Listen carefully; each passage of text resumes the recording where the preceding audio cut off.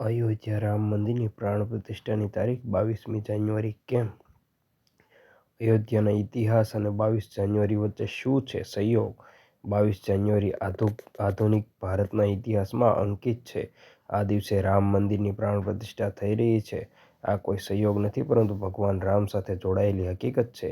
આ દિવસનું શું મહત્વ છે? 500 વર્ષ પહેલાં મુઘલ આક્રમણોએ માત્ર ભારત પર જ નહીં, પરંતુ દેશના આસ્થાના કેન્દ્ર અયોધ્યામાં રામ જન્મભૂમિ મંદિર પર પણ હુમલો કર્યો હતો. 500 વર્ષ સુધી અયોધ્યા અને રામ જન્મભૂમિનું મિલન થઈ શક્યું ન હતું.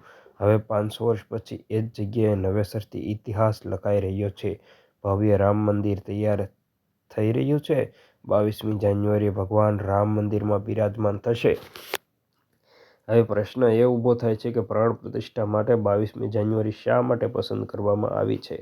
તો તેનું કારણ એ છે કે હિન્દુ પૌરાણિક કથાઓ અનુસાર ભગવાન રામનો જન્મ મૃગશીર્ષ નક્ષત્રમાં અભિજીત મુહૂર્તમાં થયો હતો. આ સમયે અમૃત સિદ્ધ યોગ અને સર્વાર્થ સિદ્ધ યોગ પણ એક સાથે આવ્યા હતા. આ બધા શુભ યોગો 22મી જાન્યુઆરી 2024ના રોજ ફરી એક સાથે થશે. આ જ કારણ છે કે 22 જાન્યુઆરી અયોધ્યામાં રામ મંદિરની પ્રાણ પ્રતિષ્ઠા માટે આદર્શ દિવસ છે. એટલું જ નહીં, પ્રાણ પ્રતિષ્ઠા માટે વિશેષ મુહૂર્ત પણ અનુસરવામાં આવશે. જોકે મંદિરમાં પ્રાણ પ્રતિષ્ઠાનો કાર્યક્રમ કલાકો સુધી ચાલશે, પરંતુ મંદિરમાં ભગવાન રામની મૂર્તિની પ્રાણ પ્રતિષ્ઠા માત્ર 84 સેકન્ડમાં થશે. મૂર્તિની પ્રતિષ્ઠાનો સમય બપોરે 12:29 અને 8 સેકન્ડથી શરૂ થશે અને 12:30 અને 32 સેકન્ડ સુધી ચાલશે. સફેદ આરસની મૂર્તિની સૌથી મોટી વિશેષતા એ છે તે ભગવાન રામ અને વિષ્ણુનું મિશ્રણ છે. મૂર્તિમાં ભગવાનનું બાળ સ્વરૂપ જોઈ શકાય છે.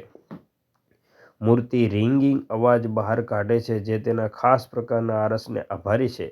ભગવાન રામની મૂર્તિની આસપાસ સિંહાસન જેવું અર્ધગોળાકાર માળખું પણ આરસમાંથી બનાવવામાં આવ્યું છે. સૂર્ય ઉપરાંત કમળ અને સૂર્યમુખીના ફૂલોની કોતરણી છે. મંદિરમાં સિંદૂર માર્બલથી બનેલી ભગવાન રામના અનન્ય ભક્ત હનુમાનજીની મૂર્તિ પણ સ્થાપિત કરવામાં આવશે. 22મી જાન્યુઆરીની ઘટના ઐતિહાસિક બની રહેશે. સૌથી મહત્વની વાત એ છે કે જે મૂર્તિ સ્થાપિત કરવામાં આવશે એ તે સ્વરૂપની હશે જેમાં ભગવાનના લગ્ન થયા નથી. તેનો અર્થ એ કે તમે મુખ્ય મંદિરમાં માતા સીતાની મૂર્તિ જોઈ શકશો નહીં. જોકે રામ મંદિરમાં પ્રાણ પ્રતિષ્ઠા 22મી જાન્યુઆરીએ થશે, પરંતુ તે પહેલાં 15મી જાન્યુઆરીથી જ વિવિધ વિધિઓ શરૂ થશે. આ માટે દેશમાંથી 108 પંડિતોને બોલાવવામાં આવ્યા છે. પ્રાણ પ્રતિષ્ઠાના દિવસે જ અયોધ્યા પર કેટલાક વિશ્વ રેકોર્ડનું સાક્ષી બનશે.